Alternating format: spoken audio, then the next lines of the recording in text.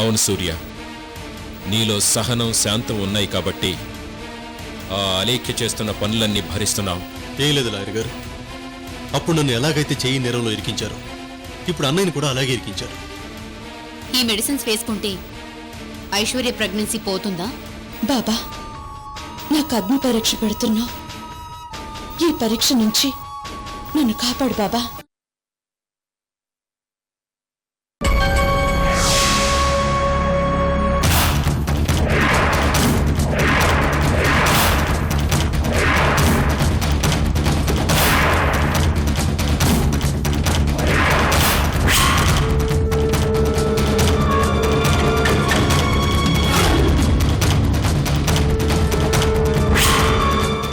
హర్షవర్ధన్ ఆ టాబ్లెట్స్ ని ఐశ్వర్యకి ఇచ్చేసి ఉంటాడు. ఐశ్వర్య ఆ టాబ్లెట్స్ ని వేసుకోగానే ముందు నొప్పి స్టార్ట్ అవుతుంది. ఆ తర్వాత హెల్ప్ హెల్ప్ అని అరుస్తుంది. ఆ తర్వాత హాస్పిటల్లో జాయిన్ అవుతుంది. ఆ తర్వాత కడుపులోనే బిడ్డ ఖతమైపోతుంది.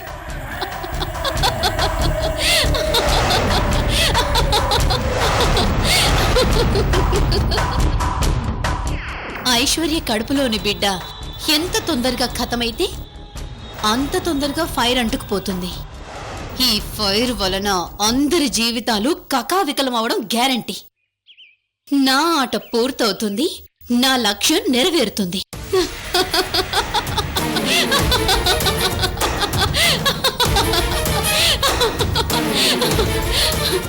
అవును, ఐశ్వర్యకళ అయినప్పుడు నేను నటించాలి కదా. మర్చిపోయాను. నేను గొప్పగా నటించాలంటే ముందు రిహార్సల్ చేయాలి.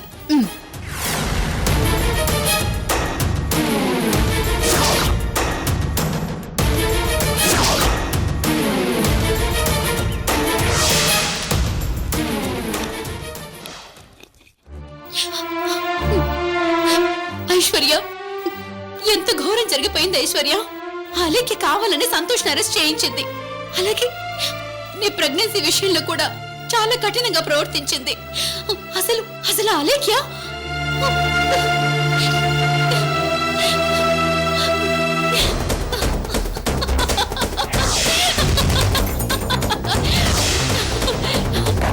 అవును, ఇక్కడే అంతా యాక్ట్ చేస్తే ఎలా? అక్కడ చేద్దాం.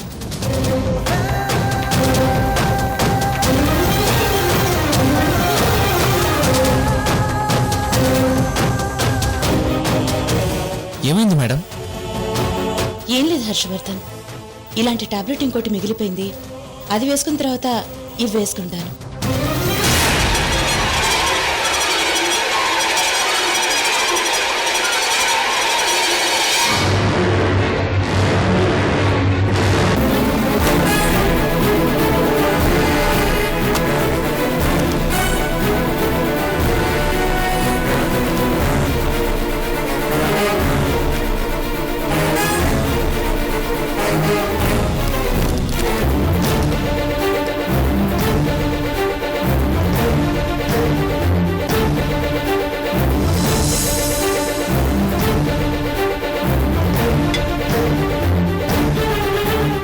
ఐశ్వర్య, నీ టైం బాగుందో నీ కడుపులోని బిడ్డ టైం బాగుందో తెలియదు గాని ఇప్పటికే 2 సార్లు తప్పించుకున్నావు.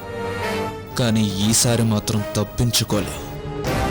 ఇప్పుడు నువ్వు ఆ టానిక్ తాగిన వెంటనే పడిపోతావు. మేడం, ఆ టాబ్లెట్ వేసుకున్న వెంటనే టానిక్ తాగాలి మేడం. ఓ, ఇదొకటి ఉందా?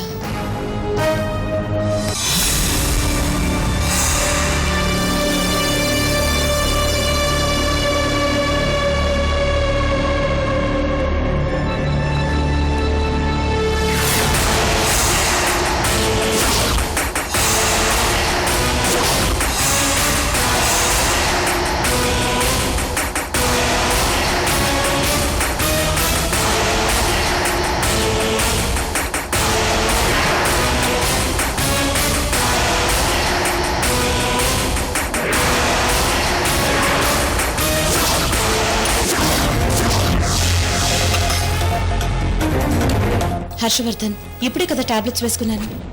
కాసేపు ఆగి తాగుతానులే. అలాగే మేడం.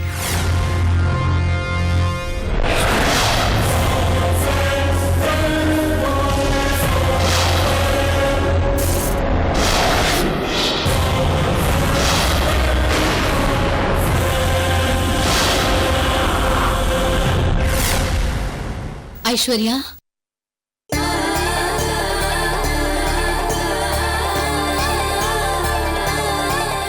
అక్క,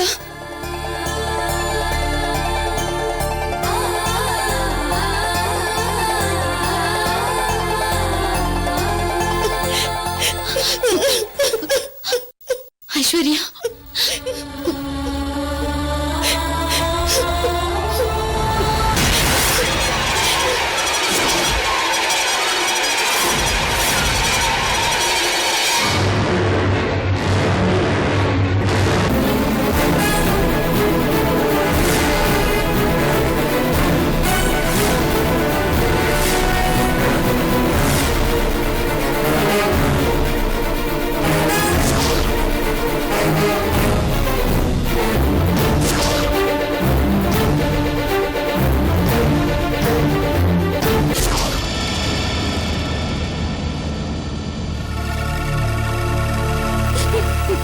అలేఖ్య ఎంత పని చేసింది ఐశ్వర్య, ఎంత పని చేసింది.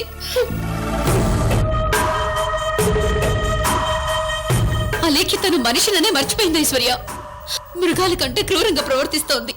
నిన్ను ఎలాగైనా దెబ్బ కొట్టాలని కంకణం కట్టుకుంది. సంతోష్ ఎంతో మారిపోయాడు. తన లైఫ్ స్టైల్ నే మార్చుకొని సైలెంట్ గా సాధు జంతువులా ఉన్నాడు. అలాంటి సంతోష్ ని అన్యాయంగా జైల్లో పెట్టిస్తుందా?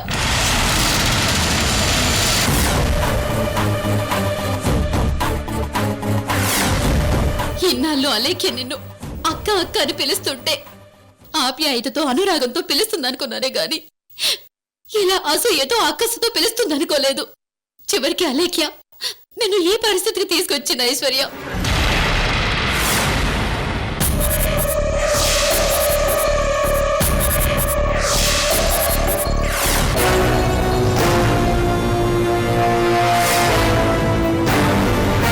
అలేఖ్య ఇదంతా కావాలని చేస్తుంది ఐశ్వర్య.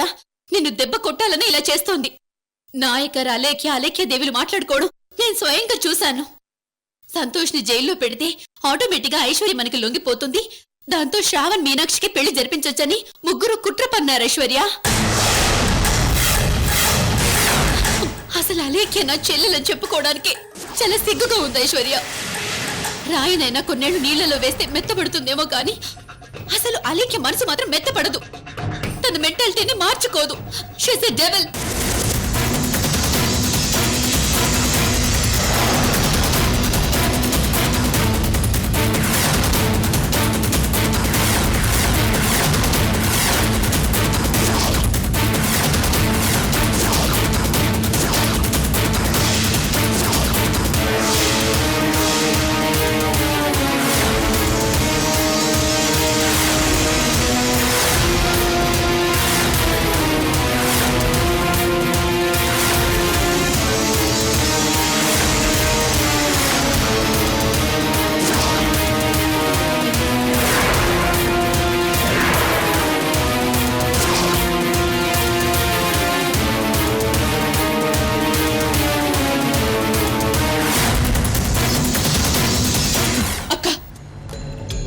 అది డెవిల్ అయినా డేంజరస్ అయినా నేను మాత్రం దేనికి భయపడ్ను.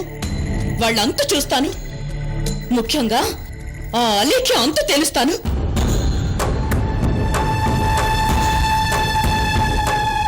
ఐశ్వర్య, నువ్వు అనవసరంగా ఎక్కువ సార్లు స్ట్రెయిన్ అవ్వకు. అది నీ కడుపులోని బిడ్డకు మంచిది కాదు. అవును ఐశ్వర్య, నువ్వు మెడిసిన్ సరిగా వాడుతున్నావా? మేడం, ఐశ్వర్య గారు టాబ్లెట్ వేసుకున్నారు గానీ టానిక్ మాత్రం తాగలేదు. ఏంటి ఐశ్వర్య, ఇలా మెడిసిన్ సరిగా తీసుకోకపోతే ఎలా? తర్వాత తాగుతానులే అక్క. కాదు, నువ్విప్పుడే తాగాలి. సరే అక్క, నీ ఇష్టం.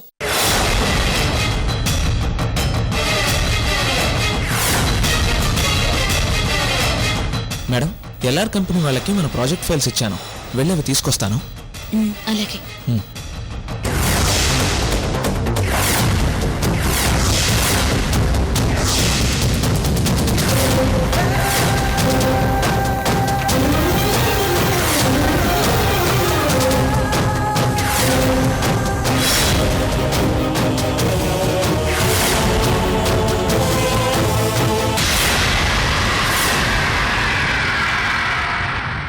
ఐశ్వర్య, నువ్వివేవి మనసులో పెట్టుకోకు. అలేఖ్య ఎన్ని కుట్రలు పన్నినా స్వచ్ఛమైన ముత్యంలా మట్టిలో మాణిక్యంలా సంతోష్ బయటకొస్తాడు. అంతవరకు నువ్వే విషయంలోనూ టెన్షన్ పడకు. దాని ప్రభావం నీ కడుపులోని బిడ్డ మీద పడుతుంది.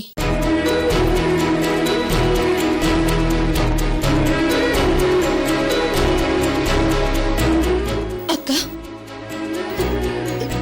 నాకు వెనక ముందు ఎవ్వరూ లేరు. అమ్మా నాన్నల్ని పోగొట్టుకున్నాను. రోడ్డు మీద పడ్డాను. ఏదో ఇప్పుడు ఈ స్థాయికి వచ్చాను. నాకెవ్వరూ లేకపోయినా నువ్వు, అలేఖ్య, సూర్య, శ్రీకర్, సంతోష్ అంతా ఉన్నారనుకున్నాను. మిమ్మల్ని అందరినీ చూసి నేనెంతో మురిసిపోయేదాన్ని. కానీ కానీ కానీ అలేఖ్య మళ్ళీ నన్ను ఒంటరిదాన్ని చేయాలని ప్రయత్నిస్తోంది. అది తలుచుకుంటుంటే చాలా బాధేస్తుంది. ఐశ్వర్య, నువ్వు ఫీల్ అవ్వకు. ముందు టానిక్ తాగదు గాని పద.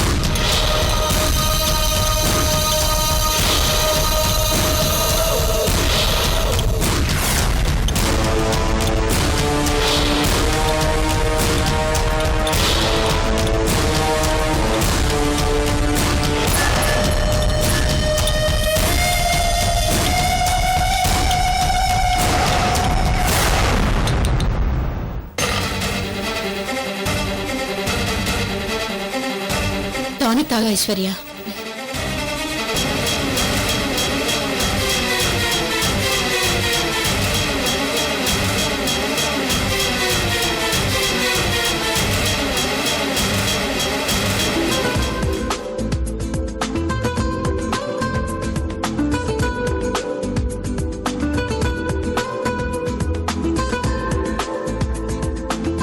ఎవరు ఫోన్ చేశారక్క?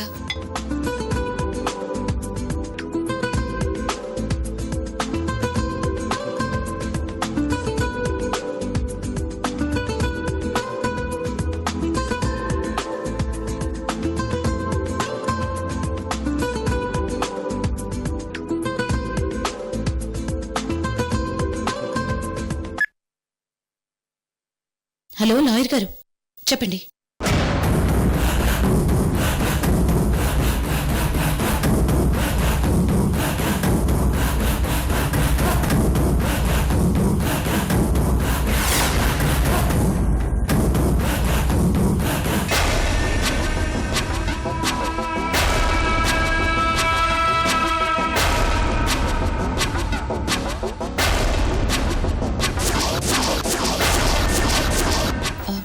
ఓకే లాయర్ గారు, మీరు ఫార్మాలిటీస్ అన్ని పూర్తి చేయండి.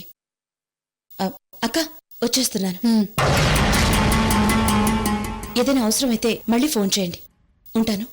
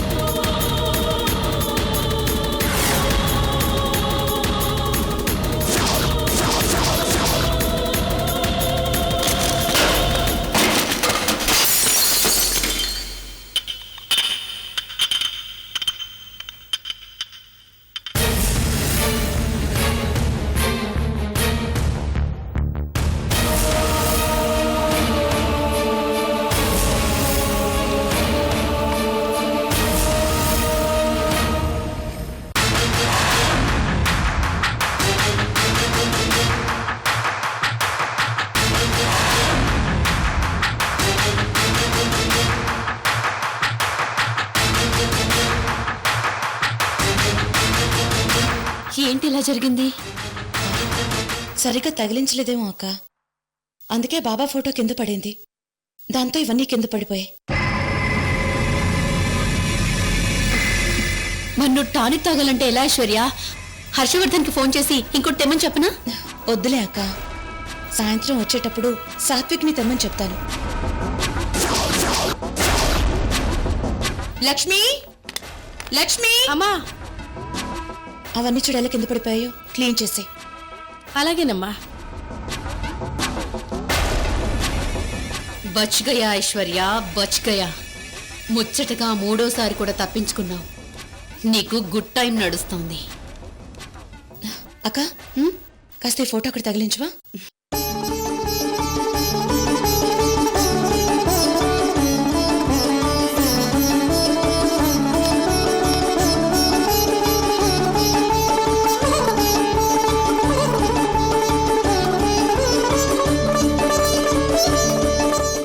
బాబా, నువ్వు ఐశ్వర్య వైపుండి ఐశ్వర్యని రక్షించావా?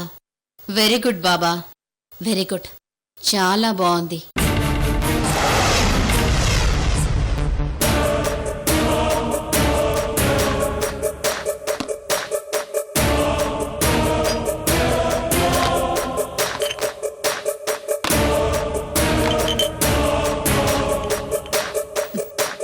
ఐశ్వర్య, నువ్వేమీ టెన్షన్ పడకు. నేను ఇప్పుడే పోలీస్ స్టేషన్కి వెళ్ళి సంతోష్ కూడా ధైర్యం చెప్తాను. అక్క, నేను కూడా వస్తానక్క. చూడైశ్వర్య, నువ్వు మాటిమాటికి అక్కడికి వస్తే సంతోష్ చాలా టెన్షన్ పడతాడు. నేను వెళ్తానులే. సరే అక్క. అక్క, ఒక్క నిమిషం.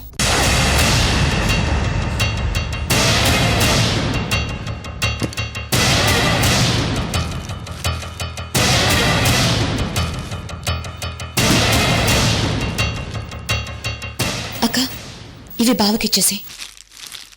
అలాగే ఐశ్వర్య, వస్తాను.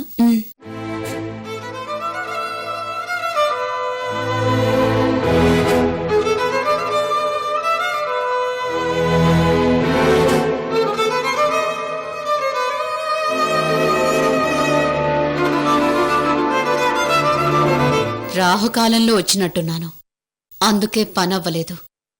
ఈసారి టైం చూసుకొని వస్తాను ఐశ్వర్య. అప్పుడు నీ కడుపులోని బిడ్డ టైం అయిపోతుంది.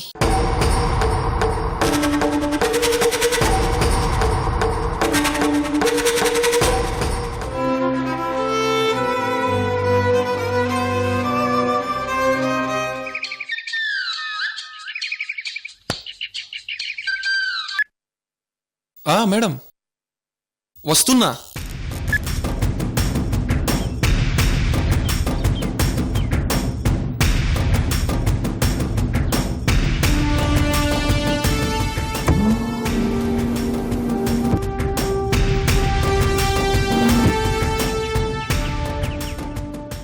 నమస్తే మేడం.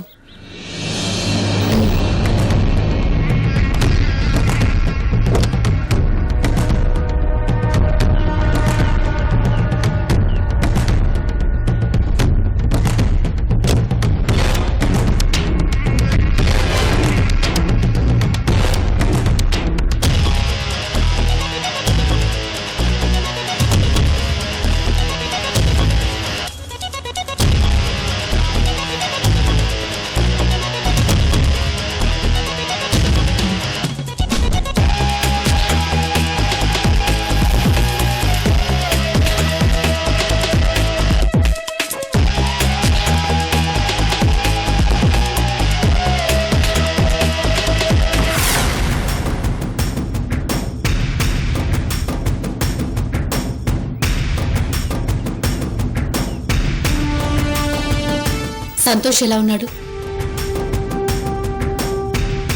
చాలా డిప్రెషన్లో ఉన్నాడు. అందుకే తొందరగా సంతోష్ని డిప్రెషన్లోంచి బయటపడేయాలనేది. పర్మనెంట్ గా ప్రాణాలు తీయకపోతే పాప డిప్రెషన్లోకి వెళ్ళిపోరా?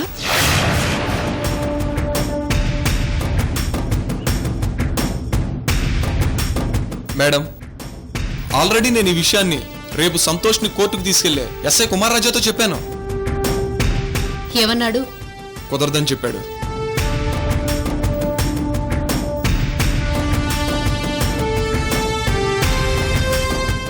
డబ్బులు ఎక్కువ అడుగుతున్నాడు మేడం.